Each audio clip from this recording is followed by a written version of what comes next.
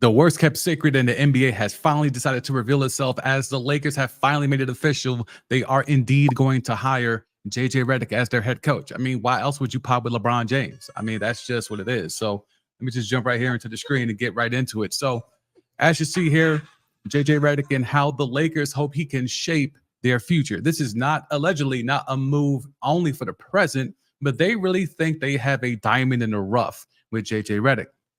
So we've all talked about it. If your team Shams, JJ was going to be the guy, was always the number one choice. If your team Woj, then you really thought Dan Hurley was going to be the guy, even though they offered him a below market value contract, showing that they truly are a mom and pop operation, something I've been talking about literally, but it feels like for a decade on this podcast. So 15-year veteran, as you see here on the screen, JJ Redick has been able to turn himself not only from a former player into a media guy, but a high-level media guy, right? He has those authentic takes. He would say the quiet part out loud. He would give you that modern NBA perspective and would show others on the four-letter network how old and ancient and out of touch they are. He was able to pivot using that and expanded his podcast and turned that into a thing.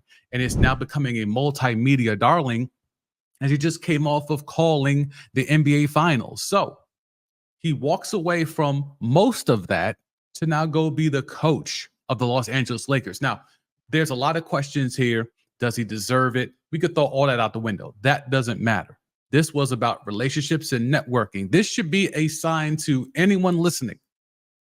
It's not about how much you know. It's not about your merit. It's not about any of that stuff. It's really about who's your mans, okay? Who's your mans? Who do you know? Networking and relationship building is way more important than let me put my nose to the grindstone and learn this, that, and the third. It can help in some cases, but by and large, JJ Redick goes from calling the NBA Finals to maybe one day coaching in the NBA Finals because of his relationship with one LeBron James. So what does this mean for the Lake Show? Now, in this article that Shams wrote, I'm not saying I'm Team Shams, although I'm more leaning towards Team Shams than Team Woj. Team Shams Sharani, is out here talking about how the selling point for Rob Pelinka and the Lakers Brain Trust, which is essentially Jeannie Buss and Kurt Rambis's wife, more importantly, there, is that JJ's been talking about this is going to establish a culture change, a program change. It's not just about the LeBron years, but it's also the Anthony Davis years. And, for those who follow me on IG, I think my most liked IG video is me saying that LeBron needs to hand the keys over to Anthony Davis and just get out the way. That video is 2 years old, and we're still here talking about, can the Lakers finally be Anthony Davis's team? So now we're getting to that point where JJ Redick is spitting that in a job interview to get a job. Is, hey, man, I want to focus more on Anthony Davis rather than LeBron. LeBron is the oldest player in the league, going to be 40 years old.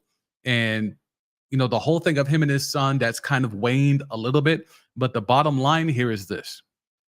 If the Lakers truly are going to maximize whatever is left of the LeBron years, as LeBron has opted out, and I mean, to me, there's no way that man is choosing to walk away from the Lakers. Not now. Not when you go and you hire, your podcast co-host as the coach. Like, you're not going to leave that situation at all. Like, there was a little bit of a discussion of, is LeBron going to leave? What's the, seriousness of him potentially leaving? There was zero, nada, nil chance of him leaving, right? Now, if we're talking about Austin Reeves, we're talking about, Rui Hachimura, Max Christie, all these types of players who, the Lakers had in the tuck, and they had the youngest going a couple of years ago, but they have kind of fallen back with Darvin Ham, really have fell back into the wayside in terms of who they are. There is no identity for this Laker franchise outside of the fact that it's the team that LeBron James plays on.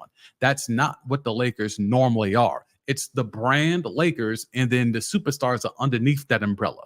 With LeBron James, as it is with most things LeBron James, it's the inverted way, where it's the umbrella is LeBron James and everything else is underneath that. Lakers are trying to get back to their old school ways, and they want to establish a program, and that's what JJ Redick aims to do. Now, a lot of things have been going on in the group chat about how did we get here? As you see here, for us, Sam Cassell. Is Sam Cassell going to be someone on this staff? Because clearly you have someone in JJ Redick who his only coaching has been his son's team, literally his son's youth team, right? So to have no coaching experience and your only acumen is based off you as a player, you have ties to Coach K. And in this Sham Sharania article, there's talked about how Coach K was heavily involved in his coaching search. So no surprise that you do a pod with LeBron. You have your own college coach spin the block and now advise the team that LeBron plays for to advise that you are indeed the right pick at head coach. Again, it all goes back to networking and relationship building. Don't get any of this twisted. Merit does not matter. Now, there is some merit in the sense of JJ Redick is a 15-year NBA vet. You know, he's bounced around the league. He's played with great players, et cetera, et cetera. And he has proven to show himself through the media and through his commentary on games about his NBA acumen and his feelings and thoughts on where the game is and where it needs to go. So that's his merit. It's not merit off of drawing up plays and et cetera, even though on that pod with LeBron, they try to get into that. And some of it is cool, but some of it is also clearly contrived, right? Now, if we're looking at this from a perspective of, well, who's going to be on this staff, you're looking at names like Sam Cassell. Sam Cassell, who I feel like has been an assistant for certainly over a decade, and it might be closer to 2 decades at this point. He consistently is a winning culture guy. He's a guy that draws up a lot of X's and O's, knows his place, stays in the cut, stays in the background, but he is definitely head coaching material. Quite honestly, I feel the Lakers should have went this route if they're going to go with a new head coach, and it's a LeBron. I'm surprised LeBron, who thinks of himself as having a high level of IQ, and he knows the history of the game, and he knows the people that allegedly are on his level in terms of basketball acumen. Are you really telling me, LeBron James, that Sam Cassell isn't on that level? And if he's not on that level, then tell us why he's not. I would love to hear that, because by all intents and purposes, from others that are in the know, Sam Cassell is one of those.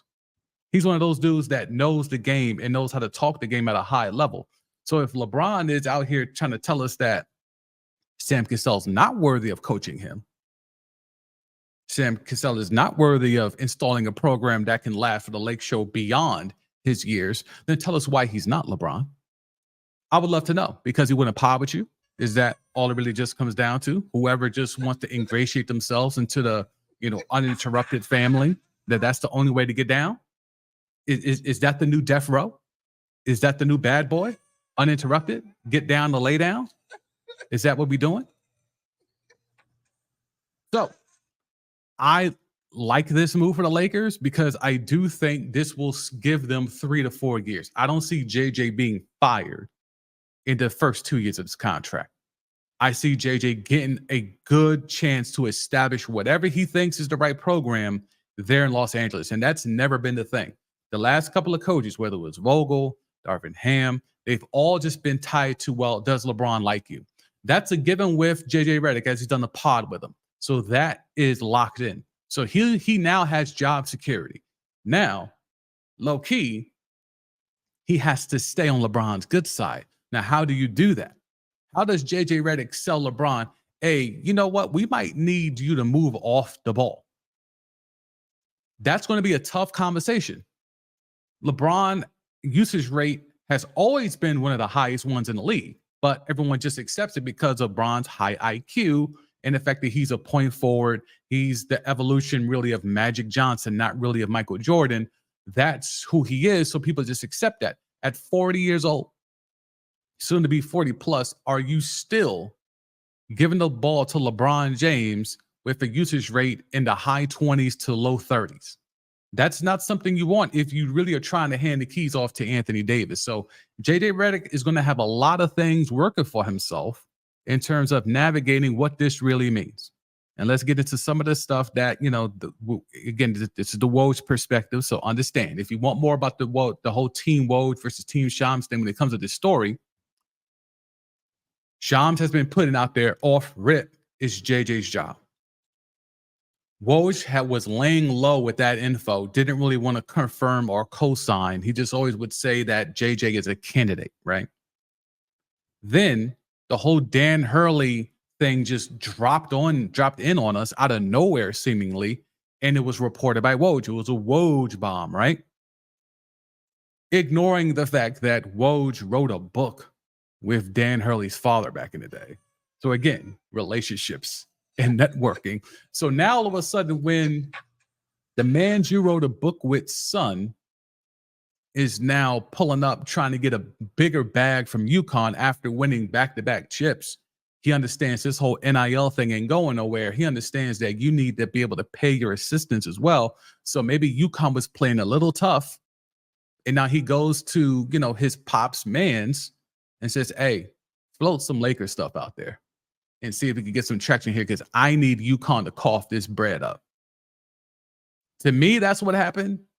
I'm not saying I know that definitively. I'm not here alleging any of that, but certainly it seems to me that that's how that went. So your man's Woj is out here putting stories about his co-author's son, and making sure that his name gets out there, and we're going to put him at a prestigious job in this squad that can pay the bread, except for the Lakers could not offer the correct bread there.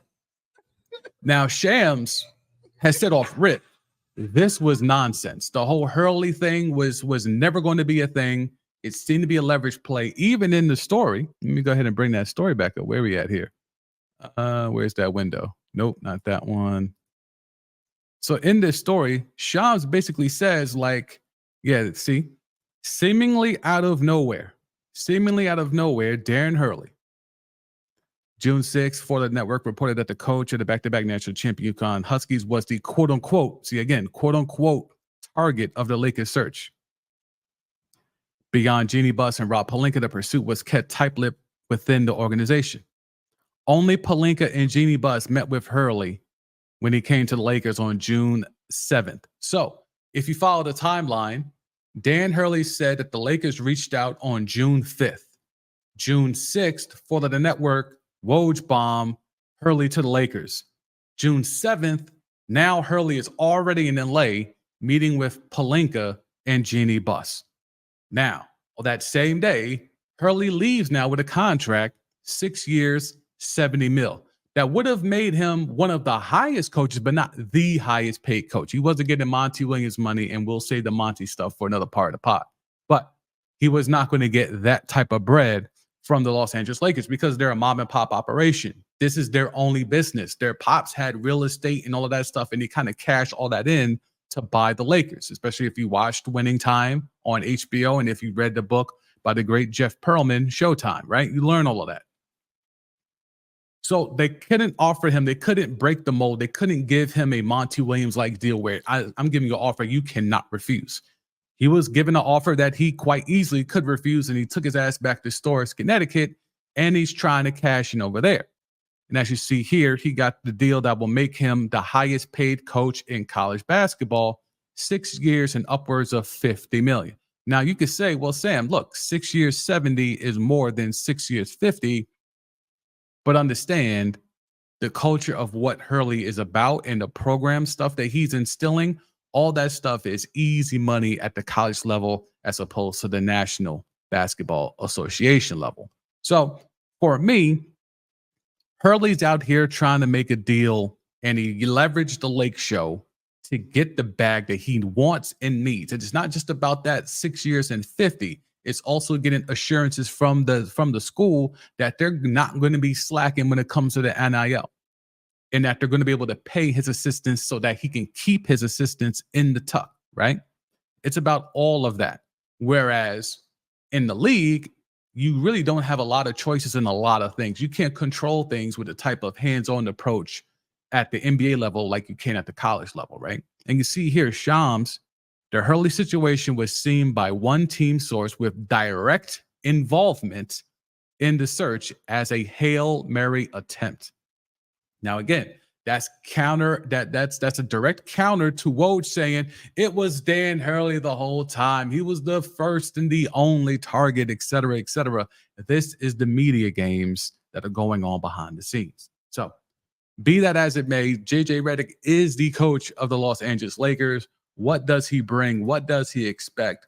Quite honestly, we know LeBron's coming back. We know they got AD in the tuck. They do have the 17th pick in the first round. We're all going to assume they're not going to use that pick to take Bronny. So if that's not the case, can they go get a serviceable player? They need a kind of a win now player at that 17 spot. This draft is not that deep, so you can take a risk on a certain player that can get you back in the mix. Like if I'm them, and I've kind of floated this idea a lot at the gig, for me, Zach Edey's who I'm looking at. And the thing about it is, I'm not sure Zach Edey's even going to be there at 17. And that's the crazy shit about it. This Zach Edey, all 7'3", 7'4" of them, AD's not a 5, right? That's been the biggest thing. Anthony Davis is not like playing the 5. Then, okay, let's go draft the 5. And the thing about it is, you don't want to draft a 5 that's the same size as AD, because we've just seen that. You can get a guy that's 6'11" and skinny with some skill sets. Like, yeah, that's cool. But you need real size if you want AD to go be the pterodactyl that he is, right? To him to be able to roam and hover and be that weak side defender, which he has shown he could be elite at. Like, you can make an argument AD should have at least one depoy, maybe two, over the last 5 years, especially since he's become a Laker. His defense has taken another step. So with that, I think they need to go look at and target a guy like Zach Edey and see if they could go and get him to be in the mix with the Lake Show and run with Bron and figure that whole thing out. Because ultimately, you now have to plan. I mean, you should have been doing this already, but now it's about, we can't really maximize the LeBron window. The LeBron window, in terms of being the number one on the championship team, that's closed. That's closed. It's officially closed. It's slammed shut. He's not that guy anymore. It's too old. Now it's, okay, LeBron's your number 2. Who's your number 1? It should be Anthony Davis. Okay, cool. We're going to make Anthony Davis the number 1. Now, who's your 3? Who's your 4? Is Reeves your 3? All right, cool. Who's going to be your 4? I don't think it's going to be Rui. I don't see that for him. So who's going to be your 4? You need to develop who's going to be your 4th best player, because we just watched the Boston Celtics win the championship because they had a big 4. And they faced a team in Dallas Mavericks that only had a big 2. And that big 2 is similar to like the Lakers, LeBron and AD. You can get to the finals, but you're not going to win the finals. With JJ Redick now in the tuck, it should be the Lakers' number 1 priority to figure out who the hell the number 3 is, who the hell is the number 4. Is that number 4 on the roster, or do we need to go develop that with the 17th pick in the upcoming NBA draft?